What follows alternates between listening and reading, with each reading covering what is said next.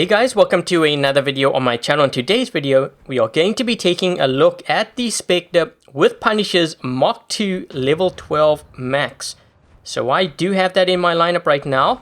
I started off with my Strider because, well, I wasn't actually expecting to get Team Deathmatch. I was hoping, to get something like a Beacon Rush so that we have some beacons here.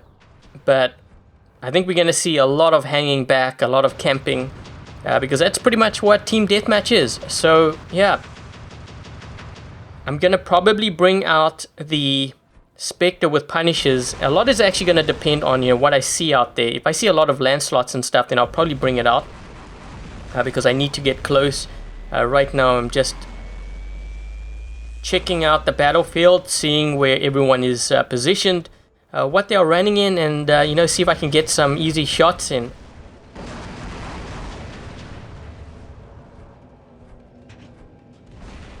Looks like we might have some sort of attack going on here. I think what I might do is I might use my dash just to get closer to this guy. He'll probably hit me, but with Magnums and Dragoon, he's not going to survive for very long. And he is out. And see if I can perhaps take this guy down too. Man, I'm right in their spawn here. But if I can take him out, or at least weaken him, it's going to be so worth it. Because he can't even hit me. But he's almost out, so definitely worth doing that. And I can see how there's a couple of players around that C beacon. Now, what I want to do is I want to actually wait until they get very close. And then, once they're very close, I am going to drop in with my Punishers. You can see that closest one there. And I'm going to attack him now because now I can go into stealth. And, whoa. He can't really hit me. You know what he should try to do? I was going to say he should try to actually position himself to fire against the wall. So that he can get some splash damage that way. And I'm shredding this Lancelot up here. Whew. Luckily I just had enough there. I was running out of ammo. So now, gotta wait until I get my jump back. Gotta wait until I have all my rounds left. And then I'm gonna try to see if I can maybe jump. I wonder if I'll be able to get these guys down.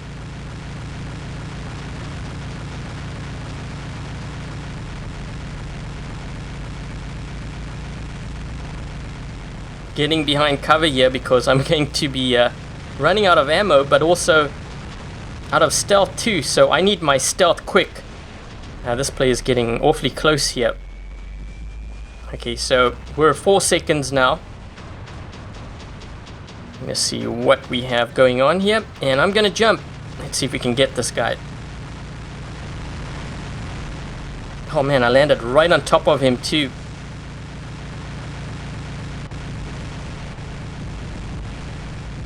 Oh, you're kidding. That guy's got a sliver of health. How is he still alive?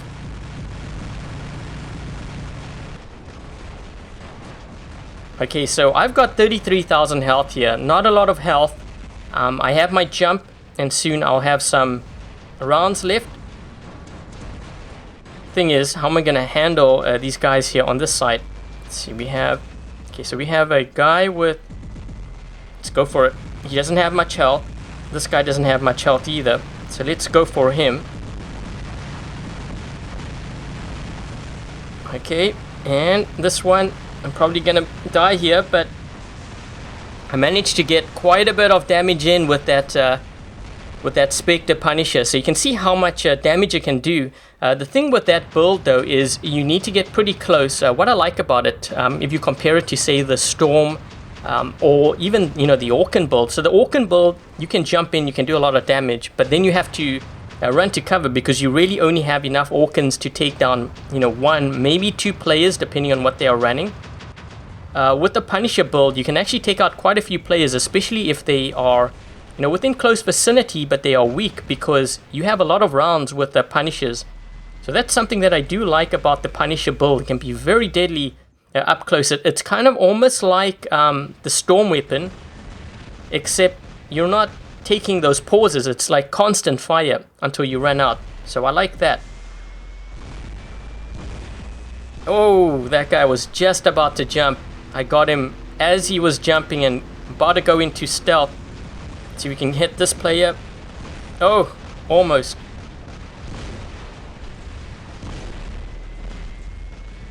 I need to load up here. This is a build that quite a few of you have been asking me about, you know, whether it's worth it, basically. You know, whether it's worth investing in something like this, because let's face it, not everyone has a Fury, not everyone has, you know, even 3 Dragoons or even 2 Dragoons for that matter. But over time, I think players will, you know, get their hands on it.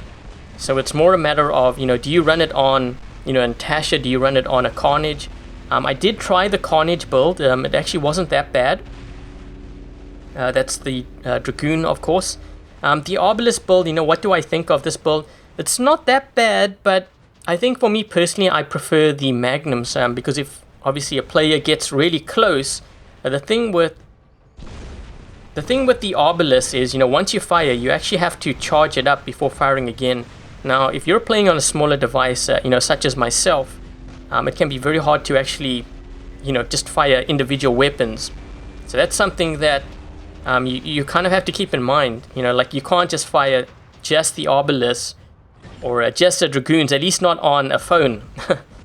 Maybe you can do it, but very, very hard to pull off, at least consistently. So yeah, that's why I prefer the Magnums, because then I can just fire everything at once and I don't really have to worry about it charging up.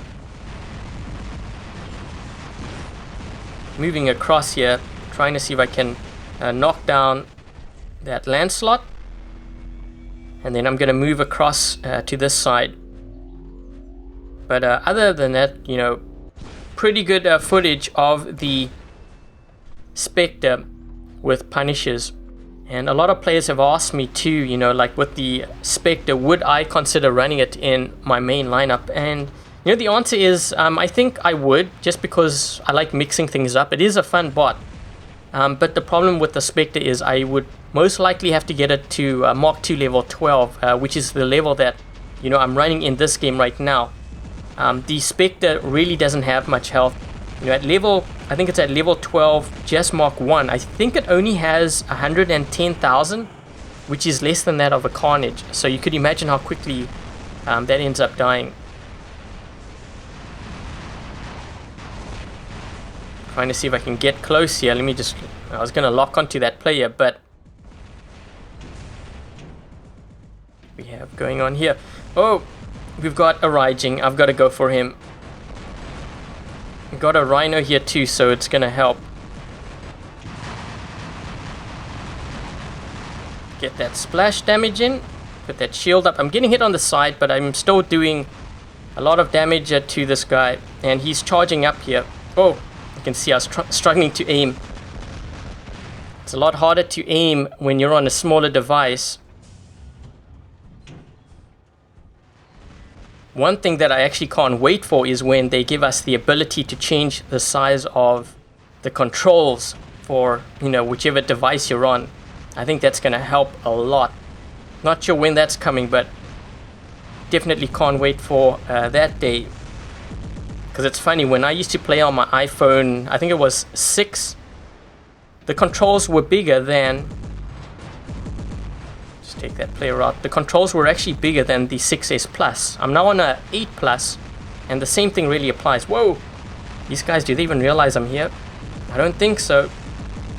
Let's try to see if I can wear down this player.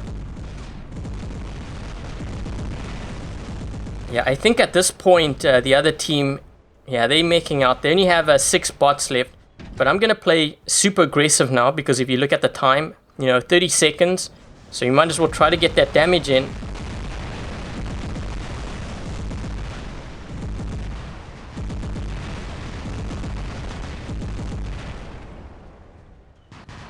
Yep, he's trying to hit me with Dawkins here. He might actually take me out. Got 10 seconds. Gotta try get this damage in.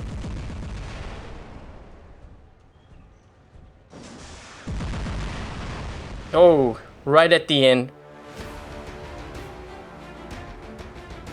So this is pretty much how we stacked up. 1.6 million, 13 kills, and that's showcasing the Spectre with Punisher's Mark II level 12 max. So that's the max level that you can get for that build. Anyways guys, I hope you enjoyed this video. If you did, make sure to hit that thumbs up, and if you haven't yet subscribed, consider subscribing. Until the next video, I'll catch you guys later.